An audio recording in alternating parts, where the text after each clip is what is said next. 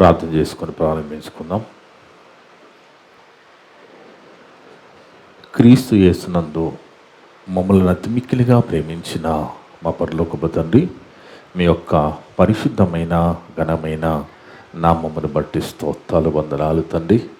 గడిచిన వారం అంతా కూడా మమ్మ కాచి కాపాడి ప్రతి పరిస్థితిలో మీ కృపా కాపులు ప్రసాదించి మందరి ఆయుష్కాలం పొడిగించి మందరి జీవితంలో మరొక ఆదివారపు దినాన్ని ప్రవేశపెట్టి ఇక ఉదయకాల సంఘ కొడుకులో కూడుకొని యేసుక్రీస్తు ప్రభువారి యొక్క పునరుత్థానం గురించిన గొప్ప సంగతులు మేము ఆలోచించి నేర్చుకునే ధన్యత దయచేస్తున్న దేవా స్తోత్రాలు వందనాలు నాయనా.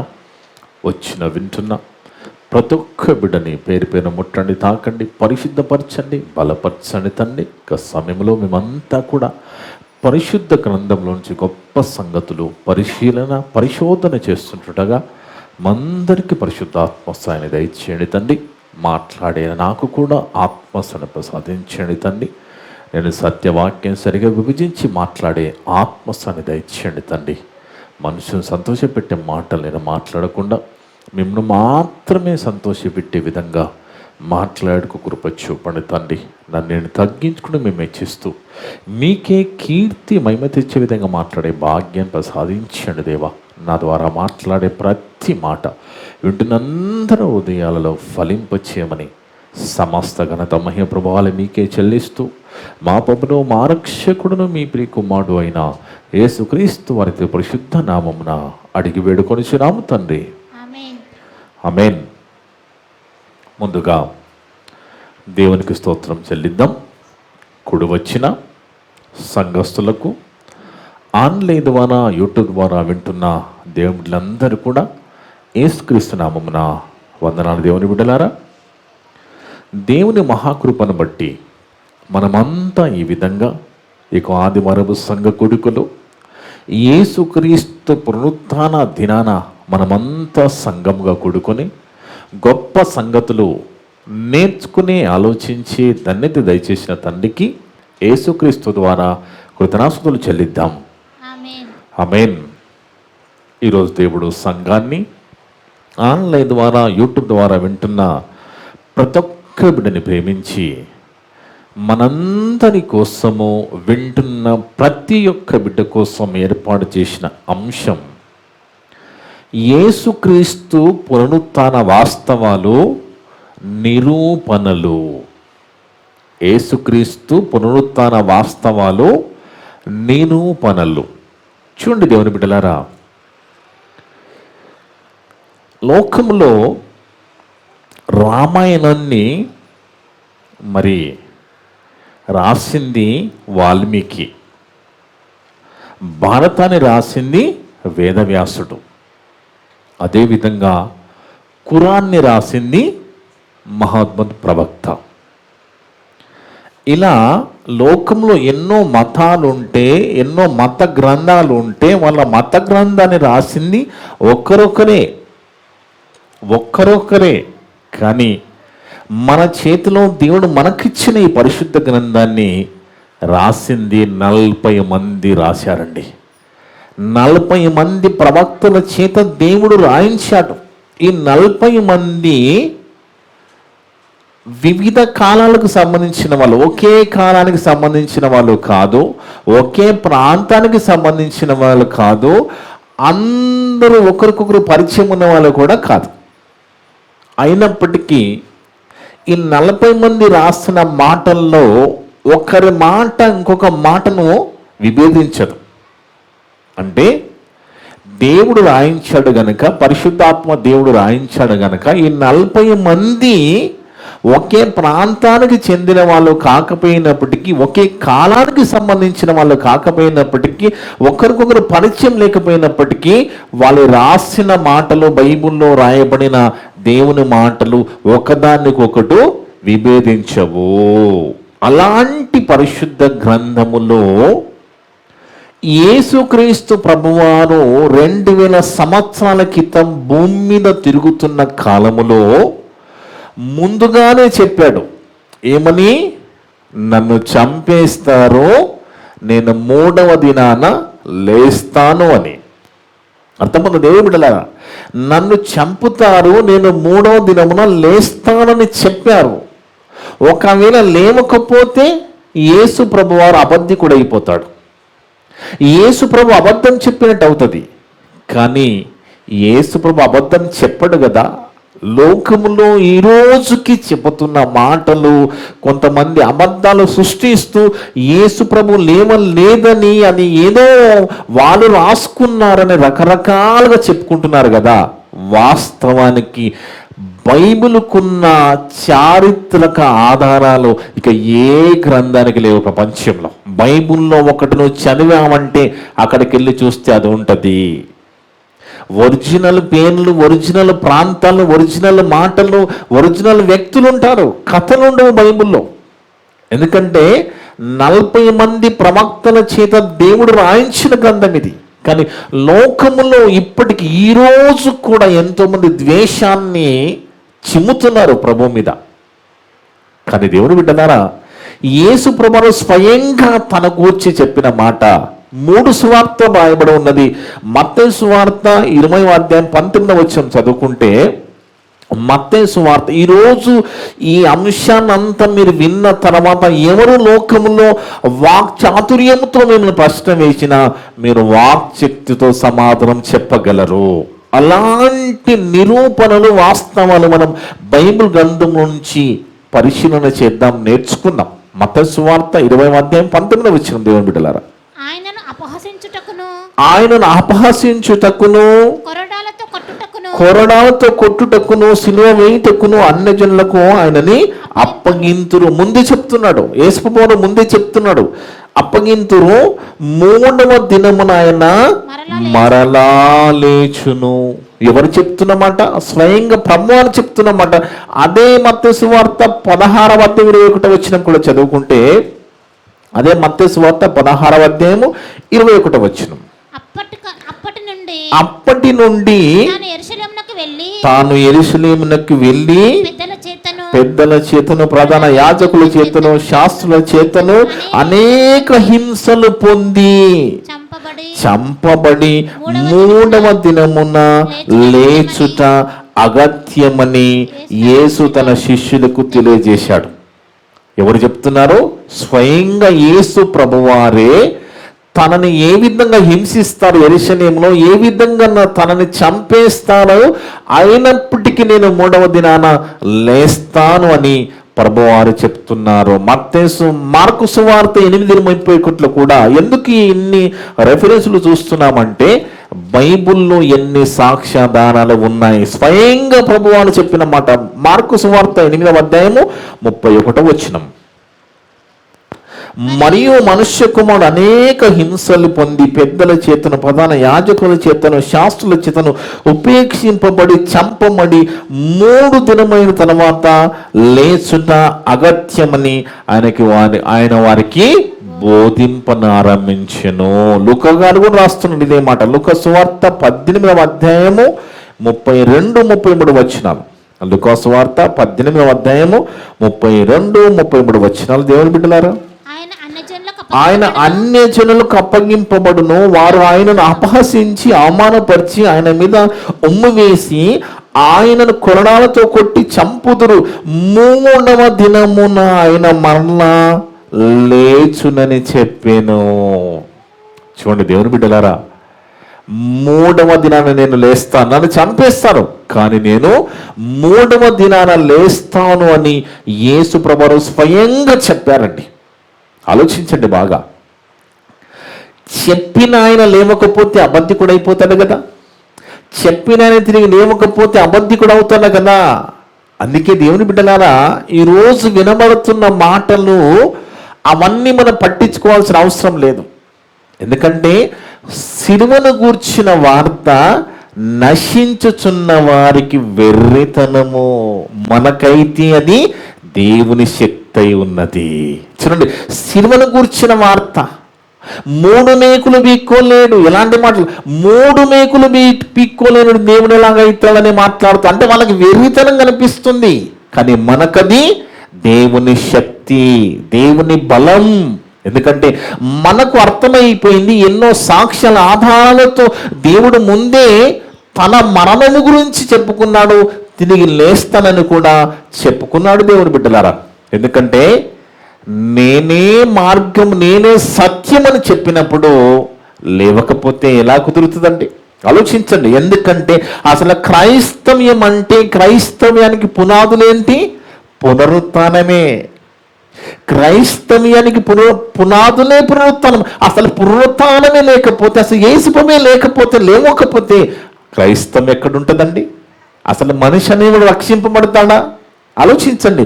అందుకే ఎన్ని మాటలు లోకములో మీకు వినబడుతున్నా, ఎలాంటి వ్యతిరేకమైన ద్వేషముతో, అసూయతో ఎలాంటి మాటలు మీకు వినబడుతున్నా, మీరు వాక్శక్తితో సమాధానము చెప్పాలి. అర్థముందా దేవుని బిడ్డలారా? ఎందుకంటే రకరకాలుగా మాట్లాడుతూ ఉంటారు, వాళ్ళందరికి అవగాహన ఉండదు, వాళ్ళందరికీ బైబిల్లో దేవుడు రాయించిన మాటల మీద నమ్మకం ఉండదు, ఏవేవో మాట్లాడతారు.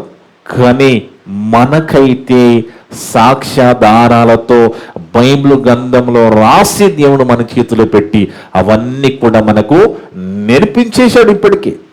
ఇప్పటికి నేర్పించేశాడు దేవుని బిడ్డలారా. అందుకే మార్కు సువార్తలో వాళ్ళు చేసిన అసూయ చూడండి, కుట్ర. యేసు ప్రభువాన్ని కుట్ర చేసి అరెస్ట్ చేశారు, కుట్ర చేసి బంధించారు, కుట్ర చేసి చంపారండి. అసూయ, ద్వేషము చేత ఈరోజు కూడా మరి యేసు ప్రభువుని తిడుతున్నారు, యేసు ప్రభువు తప్పుగా మాట్లాడుతూ వీళ్ళలో ఏమున్నది? వీళ్ళలో కూడా అసూయ ఉన్నది, వీళ్ళలో కూడా ద్వేషం ఉన్నది. ఇది ఎప్పుడు మొదలైంది? 2000 సంవత్సరాల క్రితమే మొదలైంది, ఈ రోజుకి కొనసాగుతూ ఉన్నది. అలాగని ఈ క్రైస్తవ లేరా లోకములో? అలాగని సువార్త ఆగుతుందా? ఆగదు కదా. క్రైస్తవులు రోజు రోజుకి పెరుగుతూ ఉంటారు. ఎందుకంటే సత్యదేవుడి దగ్గరికి, నిజ రక్షకుడి దగ్గరికి కదా అందరూ వస్తారు. తెలుసుకుని ఎంతోమంది వస్తూ ఉంటారు కదా. అందుకే క్రైస్తవ్యాన్ని ఎవరు ఆపలేరు, ఎవరి వల్ల కాదు దేవుని బిడ్డలారా. ఆనాడే అసూయ చేత ప్రభువుని చంపేస్తే పని అయిపోతుంది అనుకున్నారు వాళ్ళు. ప్రభువుని చంపేస్తే పని అయిపోతుంది, ఇంకెక్కడ క్రైస్తవ్యం అన్నట్టుగా వాళ్ళు అసూయ చేశారట, చూడ కుట్ర చేశారట. మార్కు సువార్త 15వ అధ్యాయము 9వ వచనములో, మార్కు సువార్త 15వ అధ్యాయము 9వ వచనం, ప్రధాన యాజకులు అసూయ చేతను యేసుని అప్పగించిరని పిలాతుకి అర్థమైపోయింది. వీళ్ళు అసూయ చేతనే ఈయనని తీసుకుని వచ్చాను తప్ప ఈయనలో, యేసులో నాకు ఎలాంటి పాపము, దోషము కనబడ్డం లేదన్నాడు పిలాతు గారు. కానీ వాళ్ళు అసూయ చేత తీసుకుని వచ్చారు, అసూయ చేతనే శిక్షించమని అడిగారు, అసూయ చేతని అన్నుల చేతకు అప్పచెప్పుతారని ప్రభు ముందుగానే చెప్పాడు, చంపుతారని ముందుగా చెప్పాడు, తిరిగి లేస్తానని కూడా ముందుగానే చెప్పాడు. దేవుని బిడ్డలారా బాగా ఆలోచించాలి. అందుకే దేవుని బిడ్డలారా, అపోస్తలులు కూడా, శిష్యులు కూడా ప్రభువుతో పాటు తిరిగారండి, ప్రభువుతో పాటు కలిసి జీవించారు. కానీ దేవుని బిడ్డలారా, ఒక ప్రభువుతో పాటు కలిసి జీవించినప్పటికీ వాళ్ళు భయపడిపోయారు. ఎప్పుడైతే యేసు ప్రభువుని అసూయ చేత, కుట్ర చేత అరెస్టు చేశాడో, ఇస్కరియోతు పట్టించాడో, ఇమీడియట్గా వాళ్ళంతా చెల్లా చెదరైపోయారు. ఒక్కరు కూడా అక్కడ లేరండి. అర్థమవుతుందా దేవుని బిడ్డలారా? ఎవరు కూడా అక్కడ లేరు, అందరూ వదిలిపెట్టి వెళ్ళిపోయారు. అలాగా వెళ్ళిపోయారని ప్రభువు వారిని ద్వేషించలేదు. గుర్తుపెట్టుకోవాలి, యేసు ప్రభు యొక్క గొప్ప మనస్సు, గొప్ప మనస్తత్వము, గొప్ప ప్రేమ ఏంటంటే, నన్ను ఇలాంటి ఇబ్బందుల్లో, ప్రమాదం వదిలిపెట్టి వెళ్ళిపోయారని వాళ్ళని ద్వేషించలేదు. అలాగా కూడా, అలాంటి పరిస్థితుల్లో కూడా ప్రభువారు వాళ్ళని ప్రేమించారు దేవుని బిడ్డలారా. కానీ వాళ్ళు పారిపోయారు. వాస్తవానికండి యేసు ప్రభుని అరెస్ట్ చేశారు. ఎలాగా? అసూయ చేత, కుట్ర చేత, ద్వేషం చేత. ఈయన ఉంటే మన పప్పులు ఉడకవు, ఈయన మన బండారం అయితే బయట పెట్టేస్తున్నాడు, ఇన్ని రోజులు మనం ప్రజల్ని మాయం చేశాము, దశమ భాగాల పేరున, ఆచారాల పద్ధతుల పేరున, మనుష్యుల పద్ధతుల పేరున మనము మాయ చేశాము. ఈయన వచ్చి అన్ని మన బండార బయట పెట్టేస్తున్నాడు. ఈయన ఉంటే మన పప్పులు ఉడకవనుకున్నారు వాళ్ళు. ఎవరు? ప్రధాన యాజకులు, శాస్త్రులు అనుకున్నారు. అసూయ చేత, కుట్ర చేత ఇస్కరియోతు యూదాతో మాట్లాడుకొని అరెస్టు చేశారు. తర్వాత తీర్పులు అందరి దగ్గరికి తిప్పారు. అందరూ ఏమి కోరుకున్నారండి? యేసు ప్రభువుని సిలువ వేయాలని కోరుకున్నారు. అక్కడ ఉన్న వాళ్ళంతా ఎవరు? యూదులు, ఇశ్రాయేలు ఏమి కోరుకున్నారు? యేసుక్రీస్తుని సిలువ వేయవలసినదే. కానీ దేవుని బిడ్డలారా ఆలోచించండి బాగా. సిలువ వేశారండి, సిలువ మీద ప్రభువారు మరణించారు. కానీ సమాధి కార్యక్రమాలు చేయడానికి కూడా శిష్యులు లేరు అక్కడ. ఆలోచించాలి మీరు.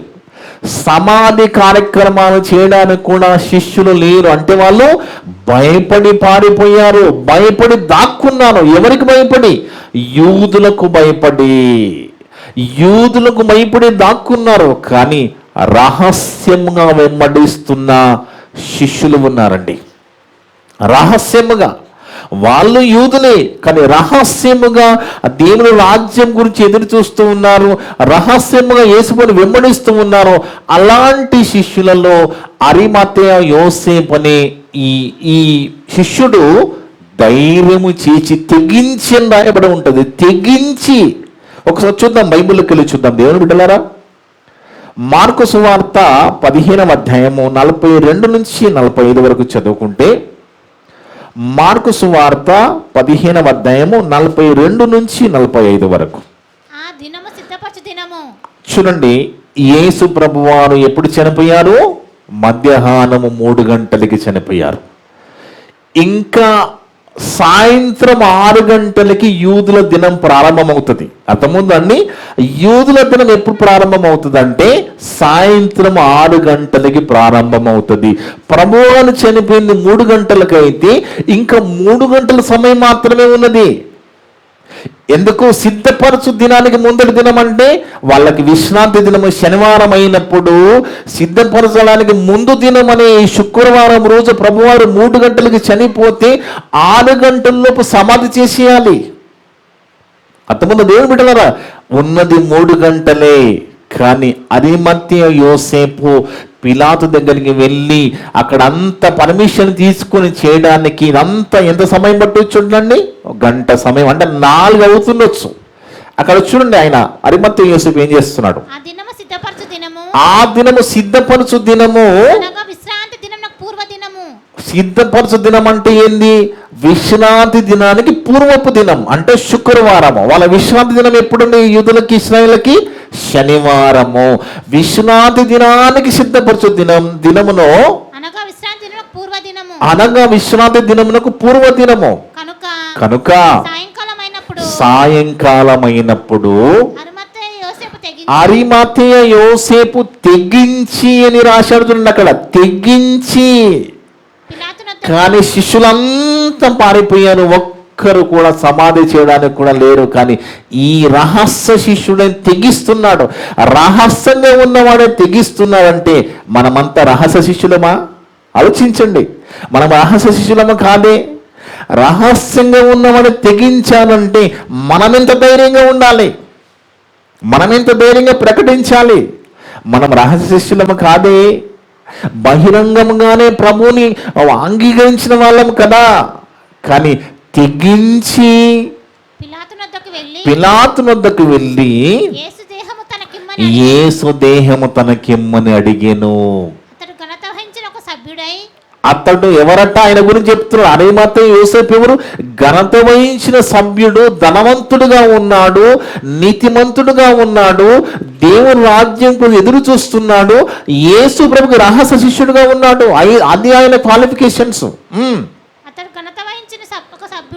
ఘనత వహించిన సభ్యుడై దేవుని రాజ్యము కొరకు ఎదురు చూచువాడు పిలాతు.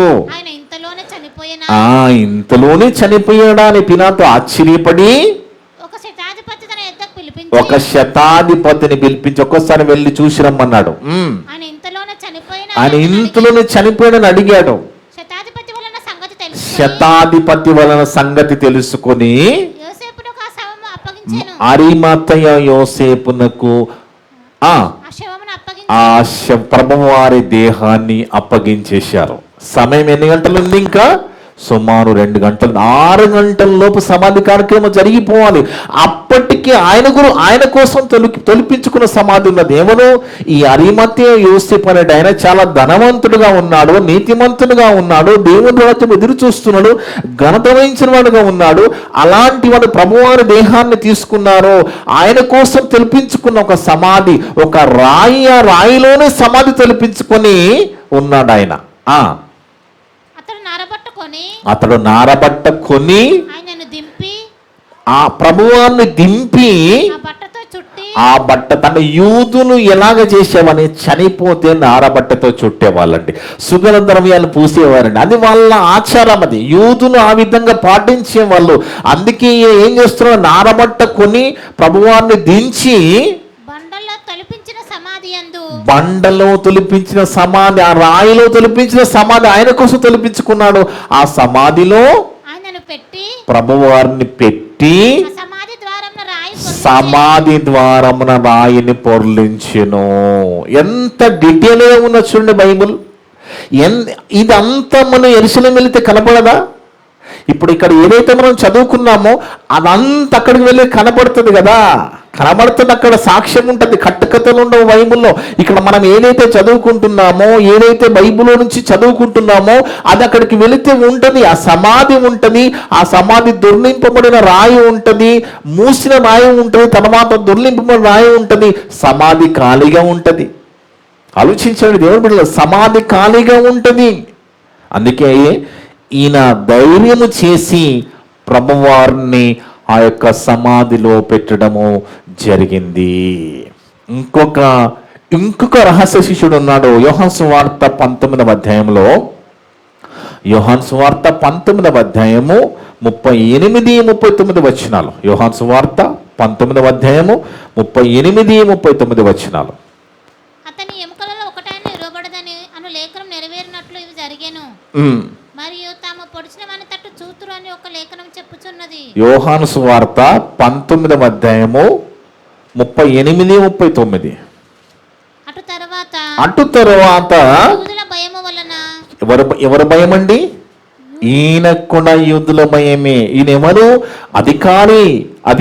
అక్కడ ఉన్న రోమా ప్రభుత్వంలో అధికారి. ఈయన ఎవరు? నికోదేము గురించి మనము గతంలో కూడా మాట్లాడుకున్నాము. ఈ నికోదేము అర్ధరాత్రి బాబు దగ్గరికి వచ్చి అన్ని అడిగి తెలుసుకునేవాడు. ఈయన అర్ధరాత్రి బాబు దగ్గరికి వచ్చి అన్ని అడిగి తెలుసుకునే ఈ అధికారి నికోదేము యూదుల భయము వలన రహస్యముగా యేసు శిష్యుడై, వాళ్ళు ఎందుకు భయపడుతున్నారు? యూదులకు భయపడుతున్నారు, ఆ ధర్మశాస్త్ర బోధకులకు భయపడుతున్నారు. ఎందుకంటే అలాంటి వారిని, అంటే ప్రభువుని నమ్ముకుంటే, ప్రభువుని విశ్వసిస్తే, ఆ మార్గంలోకి వెళితే సమాజ మందిరాలకు రానియరు వాళ్ళు. అర్థమవుతుంది ఏమిటి కదా? మా సమాజ మందిరాలకు మీరు రావద్దు, యేసు పేరు చెప్తే రావద్దని పరిస్థితులు ఉన్నాయి. కనుక ఈ నికోదేము అనే వ్యక్తి యూదుల భయము వలన, క్లియర్ గా చదవమ్మా, మళ్ళా మొదటి నుంచి చదువు. అటు తర్వాత యూదుల భయము వలన రహస్యముగా యేసు శిష్యుడైన అరిమతయ యోసేపు తాను యేసు దేహమును తీసుకొని పోవుటకు పిలాతునొద్ద సెలవడిగెను. పిలాతు సెలవిచ్చెను. కనుక అతడు వచ్చి యేసు దేహమును తీసుకొని పోయిను. మొదటి రాత్రి వేళ ఆయన ఎద్దుకు వచ్చిన నికోదేము కూడా రహస్య శిష్యుడే. యూదులకు భయపడుతున్నాడు, రహస్యం వెంబడిస్తున్నాడు. ఈ నికోదేము కూడా బోలముతో కలిపిన అగరు రమారమి 150 షేర్ల ఎత్తు తెచ్చెను. అంతటా వారు యేసు దేహమును ఎత్తుకుని వచ్చి యూదులు పాతిపెట్టు మర్యాద చొప్పున ఆ సుగంధ ద్రవ్యములు దానికి పూసి నారబట్టలు చుట్టిరి. అది వాళ్ళ మర్యాద, అది వాళ్ళ మర్యాద చొప్పున ఆ సుగంధ ద్రవ్యం ఆ సుగంధ ద్రవ్యములు దానికి పూసి నారబట్టలు చుట్టిరి. 41 ఆయనను శిలువ వేసే స్థలం ఒక తోట ఉండెను. ఆ తోటలో ఎవడును ఎన్నడును ఉంచబడిన కొత్త సమాధి ఒకటి ఉంచెను. ఆ సమాధి సమీపములో ఉండెను గనుక ఆ దినము యూదులు సిద్ధపరచు దినమైనందున వారు అందులో యేసుని పెట్టిరి. అంటే విశ్రాంతి దినానికి ముందు, అంటే 6 గంటల తర్వాత వాళ్ళు ఏ పని చేయరండి, గుర్తుపెట్టుకోండి. 6 గంటల తర్వాత వాళ్ళ దినం ప్రారంభమవుతుంది కాబట్టి వాళ్ళు ఏ పని చేయరు. కాబట్టి 6 గంటల లోపే సమాధి కార్యక్రమం జరిగిపోవాలి. కాబట్టి త్వరగా అరిమతయి యోసేపు తెగించి ప్రభువారి యొక్క దేహాన్ని తీసుకుని ఆ ముందుగా తొలిపించిన సమాధిలో పాతి పెట్టడం జరిగిందనేది ఇదంతా కూడా వాస్తవమే కదా. ఇవన్నీ వాస్తవాలే కదా, జరిగినవే కదా దేవుని బిడ్డలారా. పేర్లతో సహా ప్రాంతాలతో సహా ఇంత క్లియర్గా ఉన్నది చూడండి. ఇవన్నీ వాస్తవాలు కావా? ఇవన్నీ వాస్తవాలే కదా. దేవుడు మామూలుగా మనిషి యొక్క మనస్తత్వం మనం ఏమైనా చెప్తే ఎక్కడ రాసి చెప్పు అంటారు కదా. ఏదైనా ఎక్కడ రాసి అక్కడ రాసి ఉంటే నమ్ముతాం కదా, మరి ఇక్కడ రాసి ఉంది కదా. ఆలోచించండి. ఏదైనా మనం రూలు మాట్లాడినప్పుడు ఎక్కడ రాసి ఉంది, నువ్వు ఇంతగా మాట్లాడుతున్నావు అంటుంది మనిషి యొక్క మనస్తత్వం. రాసున్న దేవుని మాట నమ్మడం లేదు, కానీ మనుషుల విషయంలో ఎక్కడ రాస్తుందని మాట్లాడుతూ ఉన్నారంటే చూడండి దేవుని బిడ్డలారా. అందుకే రహస్యముగా సమాధి చేశారు. రహస్యముగా శిష్యులు వీళ్ళిద్దరూ నికోదేము, అరిమతయి యోసేపు ప్రభువారి యొక్క దేహాన్ని తీసుకొని ఆ సమాధి చేశారు. ఆ ముందుగా రాయిలో తొలిపించబడిన ఆ సమాధిలో సమాధి చేసి రాయి పొర్లించి వెళ్ళిపోయారు. ఇక ఎక్కడి వరకు మనం మాట్లాడుకున్నాము? యేసు ప్రభువారిని సమాధి చేసే వరకు మాట్లాడుకున్నాం కదా. లోకం ఏమంటుంది? కొంతమంది అబద్ధికులు ఏమంటున్నారు? ప్రభువారు లేవలేదని, శిలువ నుంచి దిగి వచ్చారని, శిలువ నుంచి దిగి రాలేదని, శిలువ మీద చనిపోయారని పిలాతు కూడా ఆశ్చర్యపోయినట్టుగా మనం చదువుకున్నాం కదా. శతాధిపతి కూడా చెప్పాడు కదా, అవును చనిపోయాడని. మరి అరిమతయి యోసేపు, నికోదేము కూడా శవాన్ని తీసుకొని ప్రభువారు దేహాన్ని తీసుకొని వచ్చి సమాధి చేసినట్టుగా కూడా మనం చూసాం కదా. చూడండి, అంటే అబద్ధాలు లోకంలో ఎలా ఉన్నాయో, నిజాలు వాస్తవాలు బైబిల్లో ఎలా ఉన్నాయో చాలా జాగ్రత్తగా గమనించుకోండి. అందుకే మీకు ముందే చెప్పాను, ఈ అంశమంతా విన్న తర్వాత ఎవరు వాక్చాతుర్యంతో మిమ్మల్ని ప్రశ్న వేసినా మీరు వాక్శక్తితో సమాధానం చెప్పగలరు. ఎందుకంటే అన్ని వాస్తవాలు బైబిల్లో పెట్టుకొని ఎక్కడెక్కడో ఎవరో మాటలు మనం వినవలసిన అవసరం లేదు. ఇక ప్రభువారు సమాధి చేయడం జరిగింది. ప్రభువారు ముందుగా చెప్పారు కదా, నన్ను చంపేస్తారని. చంపేశారు. సమాధి చేయబడ్డా? సమాధి చేయబడ్డాడు. ఇక ప్రభువారు ఇంకేం చెప్పారు? నేను 3వ దినమున తిరిగి లేస్తాను. ఒకసారి లేచాడా లేదా బైబిల్లోకి వెళ్ళి మనం చూద్దాం దేవుని బిడ్డలు. ఎందుకంటే మనకి బైబిల్ ఆధారం కనుక బైబిల్లోకి వెళ్ళి మనం జాగ్రత్తగా చూస్తే మత్తయి సువార్త 27వ అధ్యాయం 62 నుంచి 66 వరకు చదువుకుందాం. లేచిన తర్వాత కూడా ద్వేషంతో ఎలాగ చేస్తున్నారో చూడండి. తిరిగి లేచిన తర్వాత కూడా ద్వేషమే, అసూయనే. అందుకే ఒకసారి డోర్ పెట్టేసేయండి. మత్తయి సువార్త 27వ అధ్యాయము 62 నుంచి 66 వరకు. మరునాడు అనగా సిద్ధపరచు దినమునకు మరుసటి దినము. సిద్ధపరచు దినానికి మరుసటి దినం అనగా ప్రధాన యాజకులు పరిసయ్యులను పిలాతు నొద్దకు కూడి వచ్చి, అయ్యా ఏమంటున్నారో చూడండి. వంచకుడట. ఆయన ముందే చెప్పాడయ్యా పిలాతు, నన్ను చంపేస్తాడో 3వ దినాన నేను లేస్తానని ముందే చెప్పాడో, ఒక నిజంగా లేస్తాడో ఏమో అని వాళ్ళకు భయం. లేచాడు, కానీ వాళ్ళు మరలా కుట్ర చేస్తున్నారు అసూయ చేత. చదువు మత్తయి సువార్త 27వ అధ్యాయము 62 నుంచి. మరునాడు అనగా సిద్ధపరచు దినమునకు మరుసటి దినం అంటే శనివారం అండి. ఇప్పుడు ఇది ఎప్పుడు జరుగుతుంది? శనివారం జరుగుతుంది. అప్పటికి ప్రభువారు ఎక్కడున్నారు? సమాధిలో ప్రభువారి యొక్క దేహము సమాధి చేయబడి ఉన్నది శనివారం రోజు. శుక్రవారం సమాధి చేశారు 6 గంటలలోపు.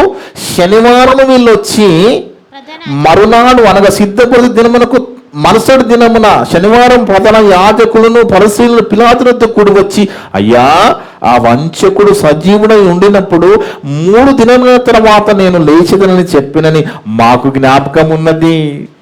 చూడండి ఎంత దుర్బుద్ధో, చూడండి ఎంత ద్వేషమో, చూడండి ఎంత కుట్రో, చూడండి. మాకు జ్ఞాపకం ఉన్నది కాబట్టి 3వ దినం వరకు సమాధిని భద్రం చేయ ఆజ్ఞాపించము. చూడండి దేవుని బిడ్డలారా, బాగా ఆలోచించాలి.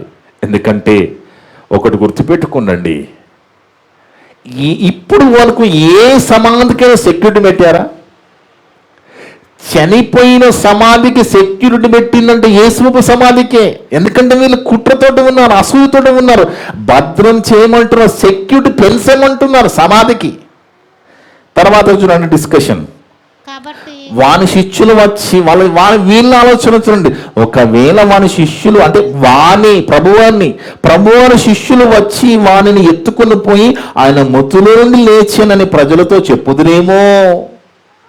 ముందు ఊహలు వీళ్ళవే, ముందు ఊహిస్తూ ఉన్నారు. చెప్తానేమో మరలా లేచానని చెప్తానేమో, అంటే దేహాన్ని తీసుకుని పోయి లేచానని చెప్తానేమో. అప్పుడు మొదటి వంచన కంటే కడపటి వంచన మరి చెడ్డదై ఉండునని చెప్పిరి. అందుకు పిలాతు, కావలి వారు ఉన్నారు కదయ్యా, ఎందుకు ఈ గొడవ? కావలి వారు ఉన్నారు కదా, మీరు వెళ్ళి మీ చేతనైనంత మట్టుకు సమాధిని భద్రం చేయడని వారితో చెప్పాను. వారు వెళ్ళి కావలి వారిని కూడా ఉంచుకుని రాత్రికి ముద్ర వేసి సమాధిని భద్రము చేసిరి. సెక్యూరిటీ ఎలాగుందో చూడండి. దేనికి? సమాధికి. అంటే లేస్తే వాళ్ళ బతుకులని బయటపడిపోతాయి కదా, వీళ్ళంతా మోసగలను బయటపడిపోతుంది కదా. లేస్తాడనేది కూడా వాళ్ళు నమ్మడం లేదు, కానీ కుట్ర చేస్తున్నారు, అసూయ చేస్తున్నారు, ద్వేషంతో ఉన్నారు. తర్వాత ఇది శనివారం అండి, ఇది శనివారం. ఇక ప్రభువారు లేచాడా లేవలేదా అనేది ఒక్కసారి మనం బైబిల్లో కొన్ని జాగ్రత్తగా ఆలోచిద్దాం. అదే మత్తయి సువార్త అయితే ఒక విషయం, ఇప్పుడు ఇదంతా జరుగుతున్నప్పుడు శిష్యులు ఎక్కడున్నారు? ఇప్పుడు ఇదంతా జరుగుతుందండి, వాళ్ళు వచ్చి పిలాతుని అడుగుతున్నారు. మరి అరిమతయి యోసేపు నికోదేమేమో ఆ దేహాన్ని పాతి పెట్టారు. అప్పుడు శిష్యులు లేరు, అంత పారిపోయి ఉన్నారు. ఇప్పుడు ఈ పిలాతు దగ్గరికి శనివారం వచ్చి అడిగినప్పుడు వాళ్ళు ఎక్కడ లేరు, అడ్రస్ లేదు. ఎక్కడున్నారు వాళ్ళు? ఒకసారి వాళ్ళు ఎక్కడున్నారో చూద్దాం బైబిల్లోకి వెళ్ళి. వాళ్ళు ఆ టైంలో ఎక్కడున్నారు? యోహాను సువార్త 20వ అధ్యాయం, యోహాను సువార్త 20వ అధ్యాయము 19వ వచనం. యోహాను సువార్త 20వ అధ్యాయము 19వ వచనం. ఆదివారము సాయంకాలమున శిష్యులు యూదులకు భయపడి తాము కూడి ఉన్న ఇంటి తలుపులు మూసుకొని ఉండగా చూడండి దేవుని బిడ్డలారా, అంటే వాళ్ళు ఏ పరిస్థితిలో ఉన్నారు? ఒక రూములో దాచుకున్నారు. అంటే ఎవరికి కనబడ్డం లేదు. ఇక ప్రభువారు లేచి వాళ్ళ రూములకు వెళ్ళే వరకు వాళ్ళు ఎక్కడున్నారండి? రూములో భయపడి దాచుకున్నారు. ఇప్పుడు చూద్దాం ప్రభువారు లేచిన సందర్భాన్ని చూద్దాం. మత్తయి సువార్త 28వ అధ్యాయము 1 నుంచి 7 వరకు చదువుకుంటే, యేసు ప్రభువారు లేచిన దినము ఆదివారపు దినము. ప్రతి ఆదివారం మనం పునరుత్థాన దినాన్ని జ్ఞాపకం చేసుకుంటున్నాము. పునరుత్థాన దినాన్ని మనము సంఘంగా కూడుకుంటున్నాము. ఇది దేవుని ఆజ్ఞ గనుక. ఇప్పుడు చూడండి, ఇప్పుడు శనివారం వరకు ఏం జరిగిందో మనం మాట్లాడుకున్నాము.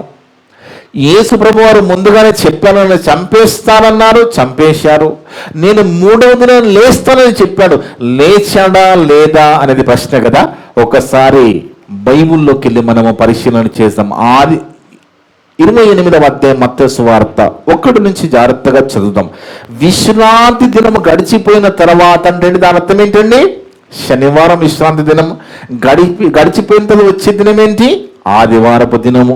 విశ్రాంతి దినం గడిచిపోయిన తర్వాత ఆదివారమున తెల్లవారుచుండగా మగ్దలేన మరియయు వేరొక మరియయు సమాధిని చూడవచ్చిరి. ఇవన్నీ ఒరిజినల్ పేర్లే కదా. మగ్దలేన మరియా, వేరొక మరియా ఒరిజినల్ పేర్లే కదా. ప్రభువాన్ని వెంబడించిన వాళ్ళే కదా, ప్రభుతో పాటు మరి ఉన్న వాళ్ళే కదా. వాళ్ళు ఏం చేశారు? ఆదివారం పొద్దున్నే వచ్చి సమాధిని చూడవచ్చి 22వ వచనం, క్షమించండి. ఇదిగో ప్రభుదూత పరలోకం నుండి దిగి వచ్చి రాయి పొర్లించి దాని మీద కూర్చుండెను. వాళ్ళకి ఏం కనబడుతుందండి? ఎప్పుడైతే మగ్దలేన మరియయో వేరొక మరియయో సమాధి దగ్గరికి వచ్చినప్పుడట రాయి బొర్లించారు కదా. సమాధి చేసినప్పుడు ఆ రాయి బొర్లించిన దానిని ఇదిగో ప్రభు దూత పరలోకం నుండి దిగి వచ్చి, అది చూస్తున్నారు వాళ్ళు, తాము పొర్లించి రాయి మీద కూర్చున్నాడు. రాయిని పొర్లించి దాని మీద కూర్చున్నాడు దూత. అప్పుడు మహాభూకంపము కలిగెను. అవన్నీ వాళ్ళ కళ్ళ ముందు జరుగుతూ ఉన్నాయి. మహాభూకంపము కలిగెను. ఆ దూత స్వరూపం ఎలా ఉందో కూడా చెప్తున్నాడు. ఇవన్నీ ఏంటివి? నిరూపణలు. ఇవి నిరూపణలు. ఇవన్నీ ఆ దూత స్వరూపం ఎలాగుందో కూడా రాసు. ఆ దూత స్వరూపం మెరుపు వలె ఉండెను. అతని వస్త్రము హిమమంత తెల్లగా ఉండెను. అతనికి భయపడటం వలన కావలి వారు వణికి చచ్చిన వారి వలె ఉండేది. అక్కడ ఉన్నారు కదా సెక్యూరిటీ, ఆ దూతకు భయపడి వణికిపోయి చచ్చినలాగా ఉన్నారు వాళ్ళు. ఎవరండి? కావలి వారు. దూత స్త్రీలను చూచి చెప్తున్న మాట వినండి బాగా. ఇది నిరూపణ. ప్రభువారు లేచారా లేదా నిరూపణ జరుగుతుంది. ఏమంటూ ఆ దూత స్త్రీలను చూసి, మీరు భయపడకుడి, సిలువ వేయబడిన యేసును మీరు వెతుకుచున్నారని నాకు తెలియను. ఆయన ఇక్కడ లేడు, తాను చెప్పినట్టే ఆయన లేచి ఉన్నాడు. అర్థముందా దేవుని బిడ్డలారా? ఆయన చెప్పాడు లేస్తానని, ఆయన చెప్పినట్టే ఆయన లేచి ఉన్నాడు. రండి. మీకు ఇంకా అనుమానం ఉంటే ప్రభు పండుకొనిన స్థలము చూచి అంటే అక్కడ ఏముంటదండి? ఖాళీ ఉంటది కదా. ప్రభువారు 3వ దినాన లేచారంటే ఆ స్థలము ఖాళీగా ఉంటది. మీరు అది చూచి త్వరగా వెళ్ళి ఆయన మృతుల నుండి లేచి ఉన్నాడని ఆయన శిష్యులకు తెలియజేయండి. ఇదిగో ఆయన గలిలయలోనికి మీకు ముందుగా వెళ్ళుచున్నాడు, అక్కడ మీరు ఆయనను చూతురు. ఇదిగో మీతో చెప్పి తినని అనెను. చూడండి దేవుని బిడ్డలారా, ఏం జరిగిందండి? యేసు ప్రభువారు చెప్పిన విధంగా తిరిగి లేచారు. అవునా కదా? చెప్పిన విధంగా ప్రభువారు తిరిగి లేచారు. ముమ్మాటికి యేసు లేచెను. ముమ్మాటికి యేసు లేచాడు. ముమ్మాటికి యేసు పునరుత్థానుడు అయ్యాడు. ఆలోచించండి. పునరుత్థానుడైన యేసు గలిలయకు, అది కూడా ముందు చెప్తాడు, మీకంటే ముందు నేను గలిలయకి వెళుతానని చెప్తాడు. మీకంటే ముందు ఆయన గలిలయకి వెళ్ళాడు, అక్కడ మీరు ఆయనను చూతురనే దూత ముందుగా చెప్పేశాడు. ఇంకా కొన్ని రిఫరెన్స్ మనం చూద్దాం దేవుని బిడ్డలారా. అదే 28వ అధ్యాయం 11 నుంచి 15 వరకు. ఇక్కడ చూడండి, ఇప్పుడు లేచిన తర్వాత కుట్ర. బ్రతికున్నప్పుడు ఏమో ఎలా చంపాలి, ఎలా ఇరికించాలి, అసూయ కుట్ర చేతనే కదా వాళ్ళు అన్యాయంగా అరెస్ట్ చేశారు కదా. అన్యాయపు తీర్పు కదా అని. అన్యాయంగా తీర్పు తీర్చబడ్డాడు కదా, అన్యాయంగా సిలువ వేయబడ్డాడు కదా. ఇక చనిపోయి తిరిగి లేచిన తర్వాత మరణ కుట్ర చూడండి. లేచిన తర్వాత జరిగే కుట్ర. వారు వెళ్ళుచుండగా కావలి వారిలో కొందరు పట్టణంలోనికి వచ్చి జరిగిన సంగతులన్నిటినీ ప్రధాన యాజకులతో చెప్పిరి. అంటే కావలి వారికి ఏమర్థమైపోయింది? ఆయన తిరిగి లేచాడని. అంతే కదండి. ఇప్పుడు 3 రోజులు అక్కడ ఉన్నారండి. కావలి కదలకుండా ఉన్నారు. పెద్ద హై సెక్యూరిటీ ఉన్నది. అయినప్పటికీ అక్కడ ప్రభువారి దేహము లేదు, ప్రభు లేడంటే వీళ్ళు ఏం తీసుకొని వచ్చారు? సాక్ష్యము జరిగినదంతా చెప్తున్నారు. చూడండి, అక్కడ వారు వెళ్ళుచుండగా కావలి వారిలో కొందరు పట్టణములోనికి వచ్చి జరిగిన సంగతులన్నిటిని ప్రధాన యాజకుతో చెప్పిరి. కాబట్టి వారు పెద్దలతో కూడి వచ్చి ఆలోచన చేసి మరలా కుట్ర, ఎలాగుందో చూడండి, మరలా కుట్ర చేస్తున్నారు. ఆలోచన చేసి ఆ సైనికులకు చాలా ద్రవ్యం ఇచ్చి, అంటే లంచం ఇస్తున్నారు. దేనికి లంచం?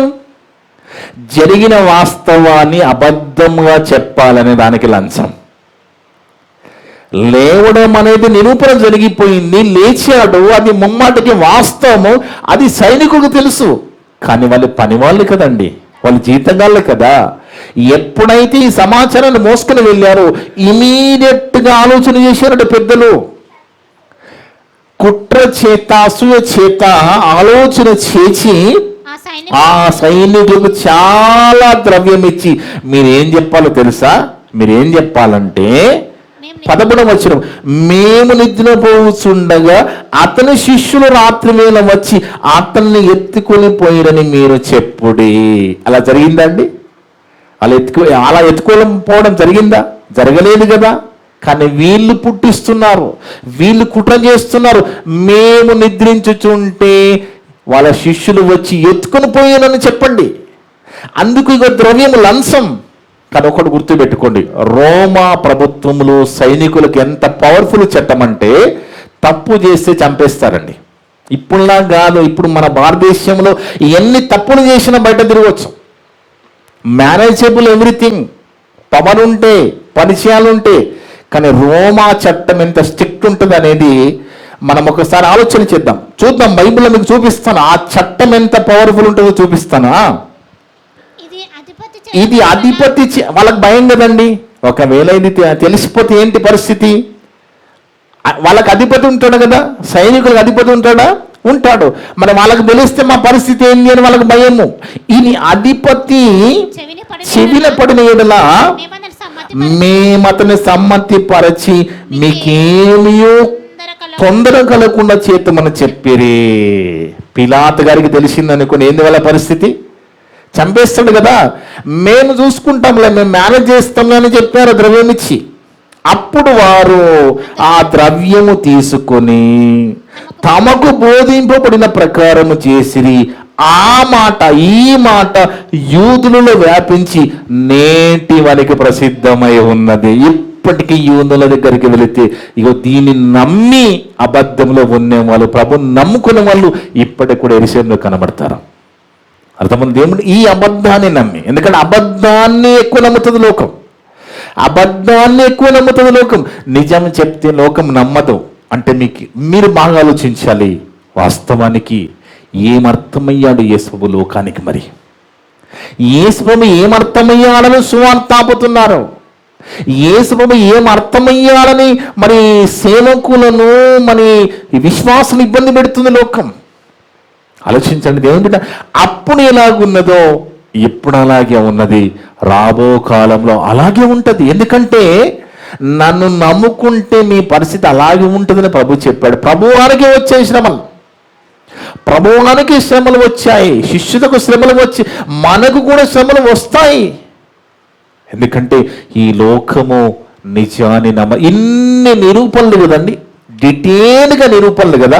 ఒక్క విషయం ఆలోచించండి దేవుని బిడ్డలారా, రోమా చట్టం ఎంత పవర్ఫుల్ ఉంటుందో ఒకసారి చూద్దాము. ఎంతవరకు చదవమ్మా? 15 వరకు అయిపోయింది కదా. ఓకే, ఇప్పుడు రోమిల యొక్క చట్టం ఎలాగ ఉంటుంది? ఇప్పుడు వీళ్ళంతా రోమా ప్రభుత్వం పనిచేస్తున్న సైనికులు కదా. వీళ్ళు ఆ తప్పు చేసినట్టుగా దొరికితే, ఏ తప్పు? అక్కడ ప్రభువారు తిరిగి లేచారు వాస్తవం, కానీ వాళ్ళు ఏం చెప్తున్నారు? శిష్యులు ఎత్తుకొని పోయారని చెప్తున్నారు. ఇది అబద్ధం కదా.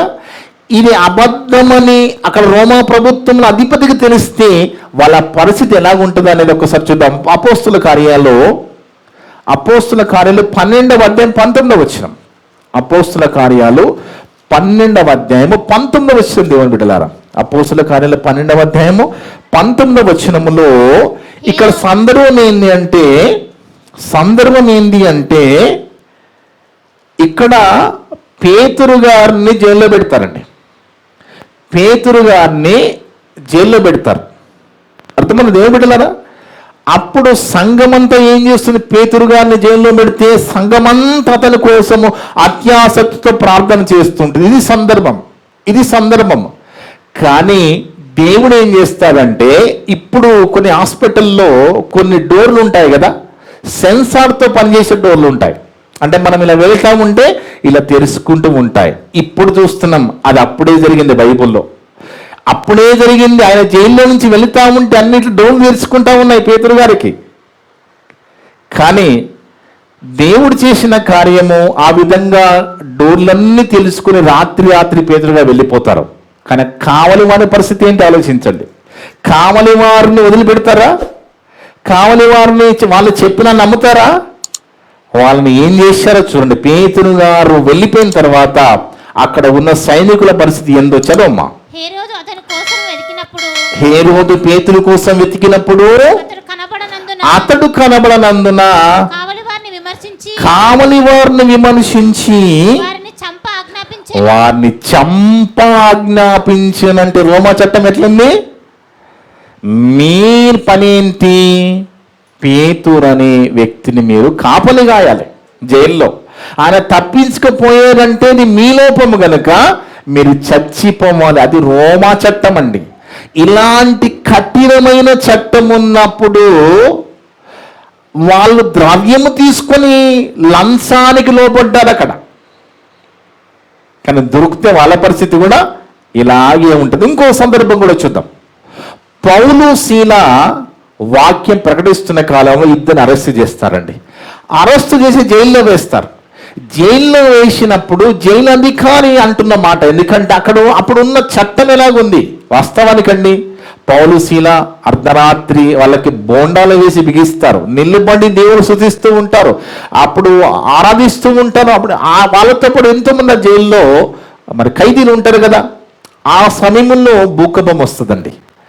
భూకంపం వచ్చి జైలు గోడలన్నీ కూలిపోతాయి. అప్పుడు ఏం జరుగుతుంది వాస్తవానికి? జైలు గోడలు కూలిపోగానే అప్పటికి ఆ జైల్లో ఉన్న ఖైదీలంతా పారిపోతారు కదా. అప్పుడు జైలు పరిస్థితి ఏంటి? జైలు అధికారి పరిస్థితి ఏంటి? ఇమీడియట్గా ఆయనని చంపేస్తారు. ఎందుకంటే అప్పుడున్న చట్టం అదండి. చూద్దాం ఒకసారి. అదే అపోస్తుల కార్యాల్లో 16వ అధ్యాయం 27వ వచనం. అప్పుడు ఆయన ఏమంటున్నాడో చూడండి. వాళ్ళ చట్టం ఎంత కఠినంగా ఉందో చూడండి. అంతలో అపోస్తుల కార్యాలు 16వ అధ్యాయం 27వ వచనం. అంతలో చెరసాల నాయకుడు మేలుకుని, అంటే అప్పటికి భూకంపం వచ్చేసింది, గోడలన్నీ కూలిపోయాయి జైలు గోడలు. అంతలో చెరసాల నాయకుడు మేలుకొని చెరసాల తలుపులన్నీ తెరిచి ఉండుట చూచి, అమ్మా నా పని అయిపోయింది, ఇక నన్ను చంపేస్తారనుకున్నాడు. ఎందుకంటే ఆయన బాధ్యత ఏంటి? ఆ ఖైదీలను కాపాడాలి కదా, ఆ ఖైదీలు పారిపోకుండా చూడాలి కదా. ఎప్పుడైతే తలుపులన్నీ తెరవబడినట్టు చూశాడో ఖైదీలు పారిపోయారు అనుకుని కత్తి దూసి తన్ను తాను చంపుకొనబోయిన. ఎందుకు చంపుకోబోతున్నాడు? ఆయన చంపుకోకపోయినా వాళ్ళు చంపేస్తారు. ఎందుకు? ఖైదీలను కాపాడలేకపోయావు కాబట్టి, నువ్వు ఈ పదవికి పనికిరావు, నువ్వు తప్పు చేసావు కాబట్టి నేను చంపేస్తామని రోమా చట్టం చంపేస్తుంది కనుక వాళ్ళు చంపేక ముందు ఈయన తనను తాను చంపుకోబోయాడు. ఆలోచించండి. అంటే రోమా చట్టము అంత కఠినంగా ఉన్నది. అంత కఠినంగా ఉన్న చట్టంలో ఉన్న సైనికులను కూడా ఆనాడు ఉన్న పెద్దలు, ధర్మశాస్త్ర బోధకులు ద్రవ్యం ఇచ్చి అబద్ధం చెప్పించారు. ఎందుకంటే ఇప్పుడు జాబ్ చేసే వాళ్ళకి జాబ్ ఏం చేస్తే పోతుందని భయం ఉంటే ఆ తప్పు చేస్తారా? చేయరు కదా. సైనికులకు తెలుసు రోమా ప్రభుత్వ చట్టం ఎంత కఠినంగా ఉంటుందో తెలుసు.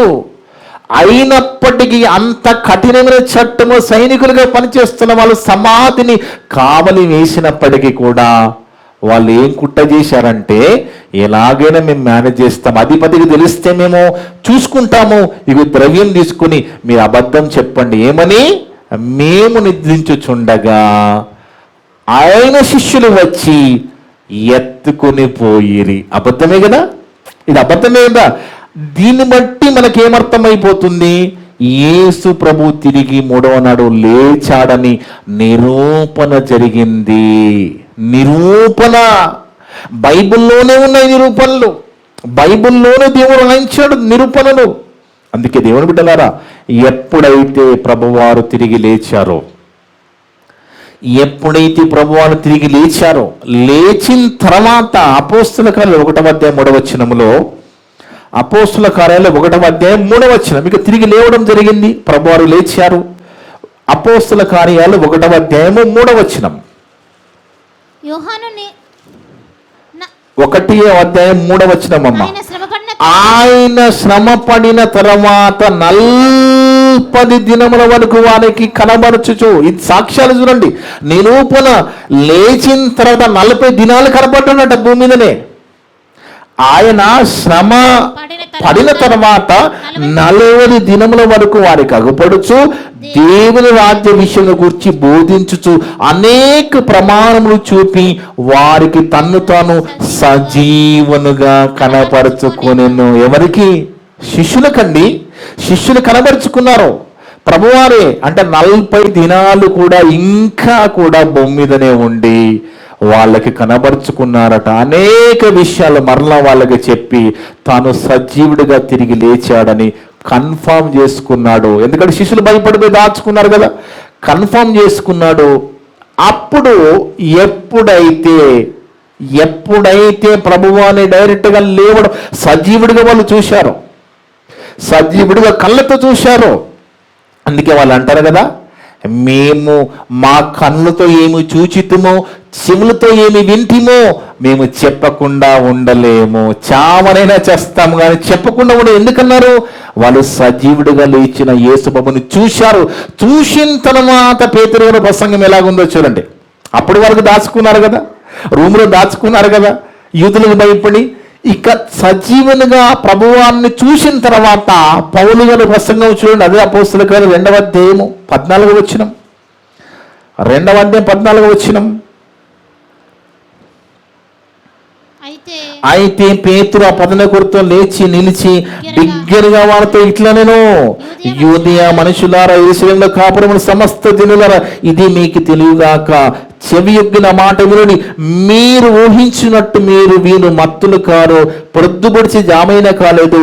అంటే అక్కడ ఏం జరిగిందంటే, పైన సందర్భాల్లో చూస్తే పెంతెకోస్తు పండుగ దినమున యేసు ప్రభువు ముందుగా చెప్పినట్టే పరిశుద్ధాత్మ దేవుడు ఫుల్ ఫ్లెడ్జ్గా దిగాడు. ఇక్కడ అత్తమున్న దేవుని బిడ్డలారా, ఫుల్ ఫ్లెడ్జ్గా. ఇప్పటికీ ఒకటి ఆలోచించండి దేవుని బిడ్డలారా, ఒకటి ఆలోచించండి.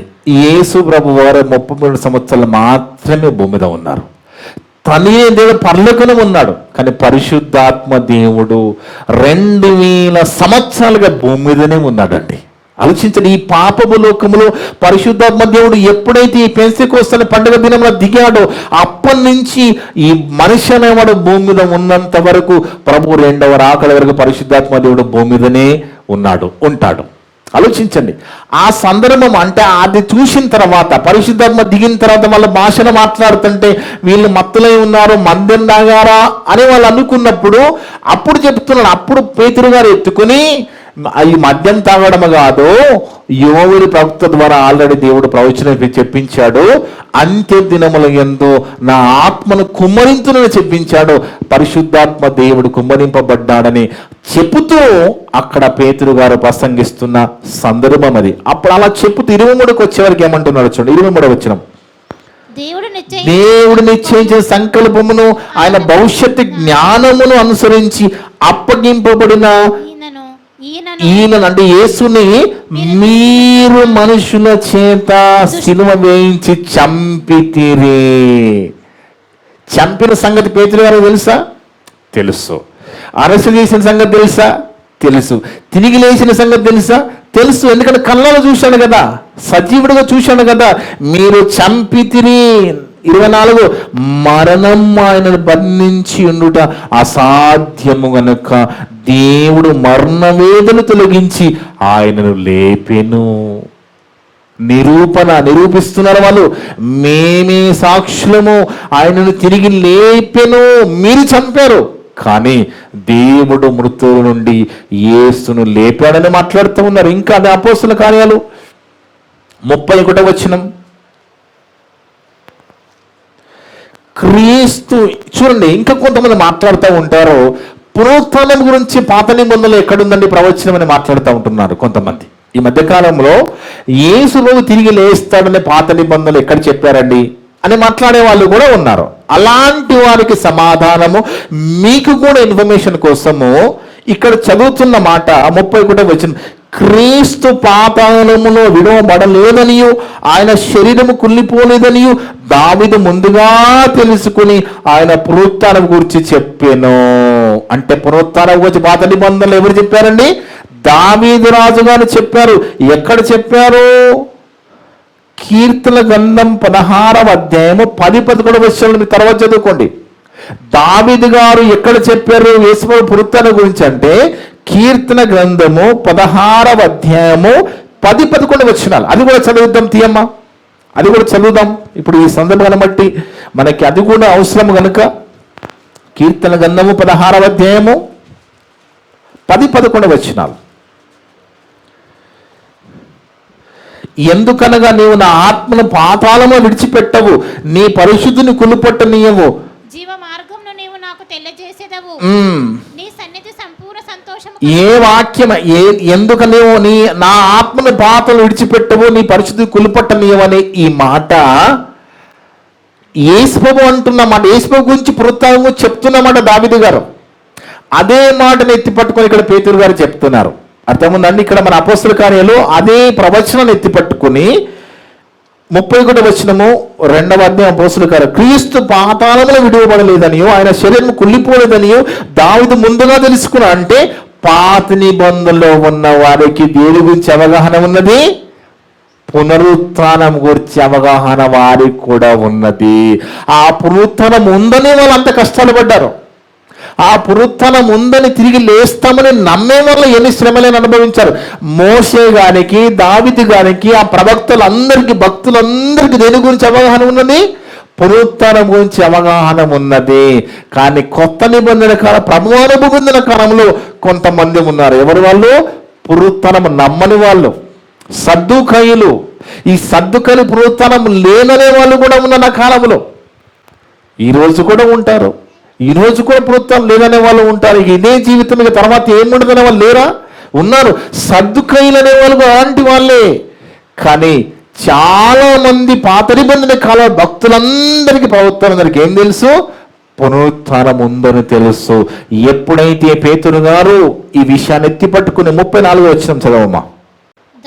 దావీదు పరలోకములో ఎక్కిపోలేదు, అయితే అతడిట్లా నేను నీ శత్రువు నీ పాదముల కింద పాదపీఠము ఉంచు వరకు నీవు నా కృపాసను కూర్చున్న ప్రభు నా ప్రభుతో చెప్పాను. అంటే నా తండ్రి అయిన ప్రభువు నా రక్షకుడు యేసుప్రభుతో ఈ మాట చెప్పాడని దావీదు రాజు గారు అన్న మాట,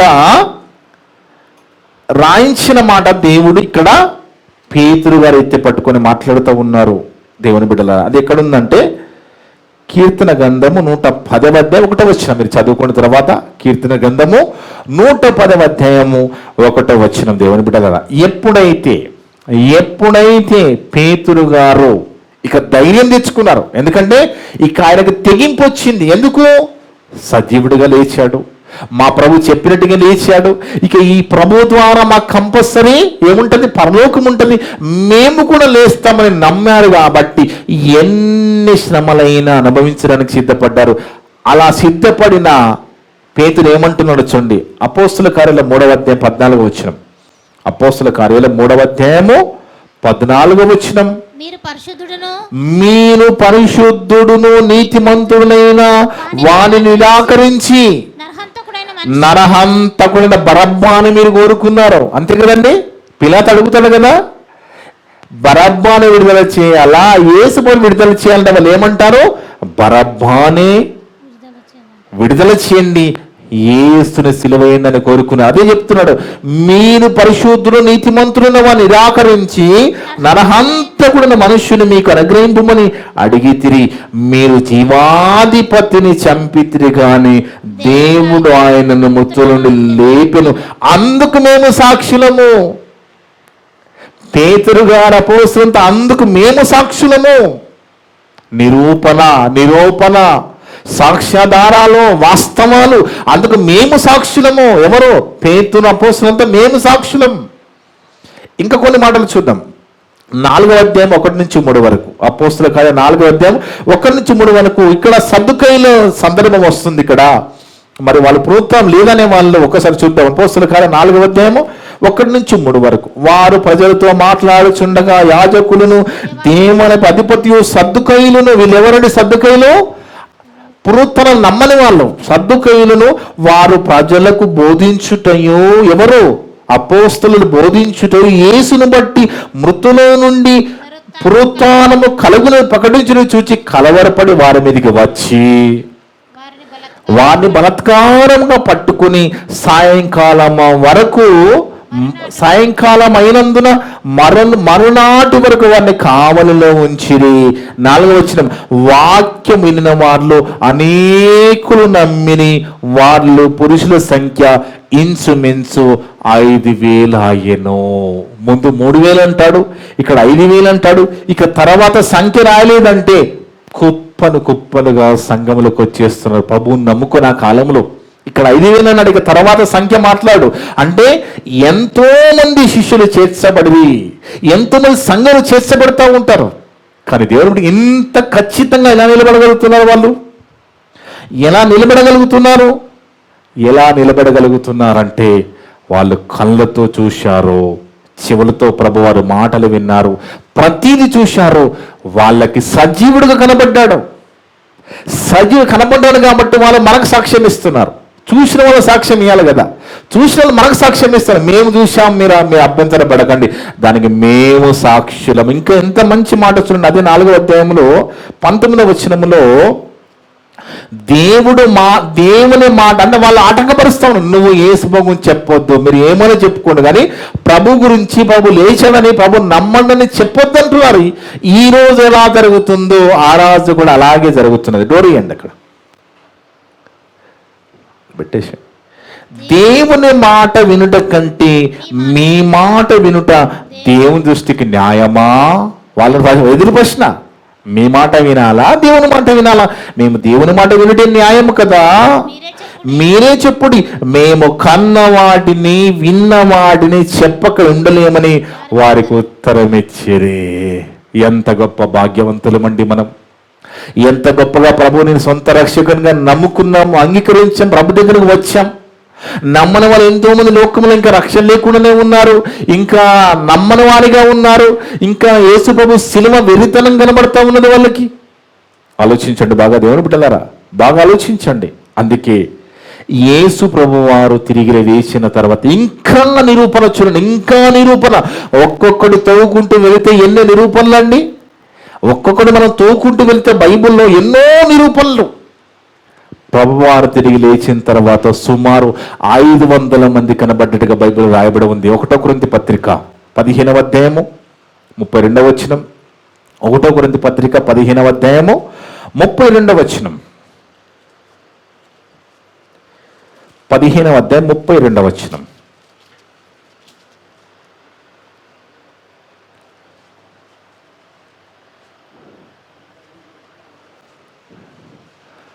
ఒకటో కొరింథీ పత్రిక 15వ అధ్యాయం ముందు 3-7 వరకు చూద్దాం. 3-7 వరకు చూద్దాం.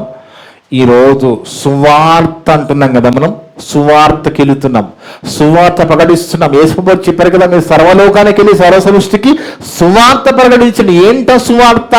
సువార్త అంటే ఏంటి అక్కడ చెప్తున్నాడు 3-7 వరకు. నాకేబడిన ఉపదేశం మొదట నీకు అప్పగించింది, అదేమనగా లేఖనముల ప్రకారము క్రీస్తు మన పాపముల నిమిత్తం మృతి పొందెను. చనిపోయాడా? చనిపోయాడు. సమాధి చేయబడెను. చేయబడ్డా? చేసింది ఎవరు? అరిమతెయ యోసేపు. లేఖన ప్రకారం 3వ దినం లేపబడెను. చూసిన సాక్ష్యాలు ఎంతో మంది ఉన్నారు కదా. అపోస్తలులు ఉన్నారు, మగ్దలేన మరియా, వేరొక మరియా, చాలా మంది ఉన్నారు కదా. లేపబడెను. ఆయన కేఫాకును తర్వాత 12 కనబడెను. చూడు, లేచిన తర్వాతట కేఫా అంటే పేతురు అండి. ఆయన పేతురుకును తర్వాత 12 కనబడను. అటు పిమ్మట 500కి ఎక్కువైన సహోదరులకు ఒక్క సమయమందే కనపడేను. ఇవన్నీ ఏంటివి? ప్రూఫ్స్ అండి, నిరూపణలివి. ఏదో ఒక్కరు చెప్తే ఏదో కట్టుకథ అనుకోవచ్చు. నిరూపణ. 500 మందికి కనపడ్డాడట. లేచిన తర్వాత ఆలోచించండి, లేచిన తర్వాత అపోస్తులకి కాకుండా ఇంకా 500 మంది కనపడ్డాడట. ఆలోచించండి దేవుని బిడ్డలారా.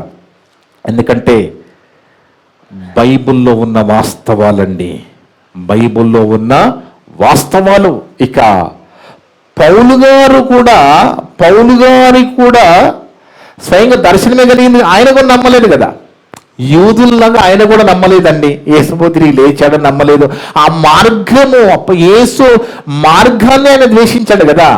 కానీ ఎప్పుడైతే ఆయనకు దర్శనం కలిగిందో ఆయన ఇక ఎలా నిలబడిపోయాడో మనకు బాగా తెలుసు. నిలబడిపోయి అన్న మాట కూడా తెలుసు, నేనైతే ప్రతి కూడా క్రీస్తే చావైతే. ఎందుకు వీళ్ళేమైనా పిచ్చి వల్ల? వాళ్ళకేమైనా చదువు లేదా?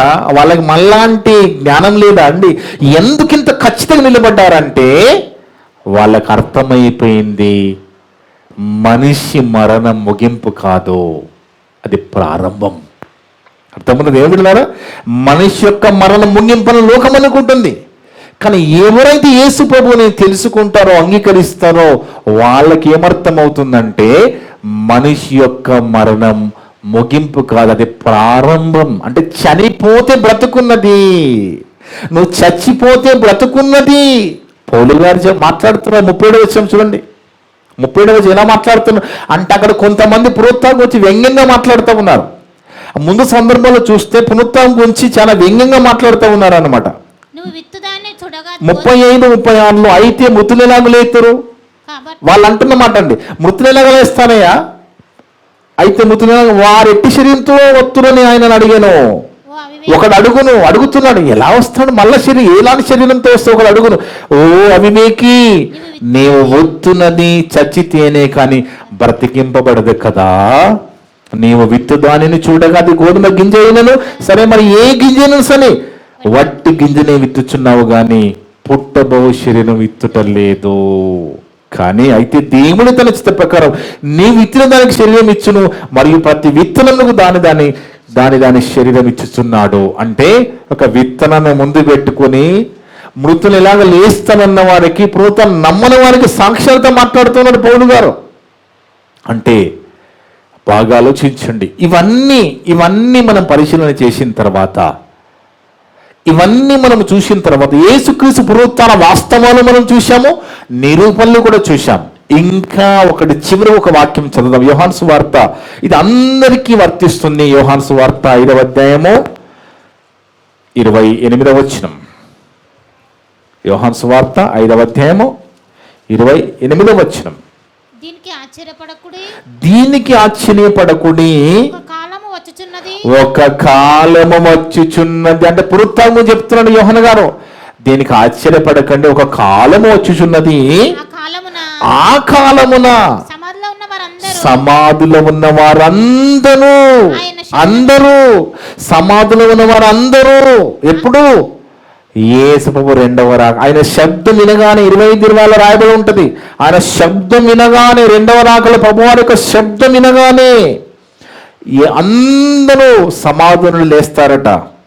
ఒక కాలం వచ్చి చూడండి, ఆ కాలం సమాధి ఉన్న వారు అందరూ ఆయన శబ్దం విని మేలు చేసిన వారు జీవ పునరుత్థానమునకును, కీడు చేసిన వారు తీర్పు పునరుత్థానమునకు బయటికి వచ్చేదరు. పునరుత్థానం ఉందా? పునరుత్థానం ఉన్నది. ఆ పునరుత్థానమే లేకపోతే అసలు క్రైస్తవ్యమే లేదు దేవుని బిడ్డలారా. మన విశ్వాసము కూడా వ్యర్థమే కదా. అందుకే యేసు ప్రభు తిరిగి లేచాడు. ఎన్నో వాస్తవాలు, నిరూపణలు. కానీ ఇప్పటికీ కూడా చాలా మందికి ఎలాగుంది అంటే 1 కొరింథీ పత్రిక 1:18 ఏమర్థమయ్యాడు యేసుక్రీస్తు లోకానికి? మరి యేసుక్రీస్తు లోకానికి ఏమర్థమయ్యాడో, ఎలా అర్థమయ్యాడో ఈ రోజుకి, ఆనాటికి ఈనాటికి 1 కొరింథీ పత్రిక 1వ అధ్యాయము 18వ వచనం, సిలువను గూర్చిన వార్త నశించుచున్న వారికి వెరితనము గాని రక్షింపబడుచున్న మనకు దేవుని శక్తి. అర్థంలో దేవుడిలరా, నశించేవాడు నమ్మడండి, మనము చెప్తాము, నమ్మడు. మనమేం చేస్తాం? చెప్పడం మన ధర్మం, చెప్పుకుంటూ వెళ్ళిపోతాం. ప్రతి క్రైస్తవుడు అనే పని చేస్తున్నాడు కదా. ఎందుకు క్రైస్తవుడు చావుకు సిద్ధపడుతున్నాడో లోకానికి అర్థం కావట్లేదు. ఎందుకు ఈ క్రైస్తవుడు ఇలా ఎన్ని కొట్టినా చంపినా ఇంకా ప్రకటిస్తామంటున్నారు? ఎందుకు ఈ పట్టుదల ఏంటి అని ఆలోచించడమే లోకం. ఏంటి ఆ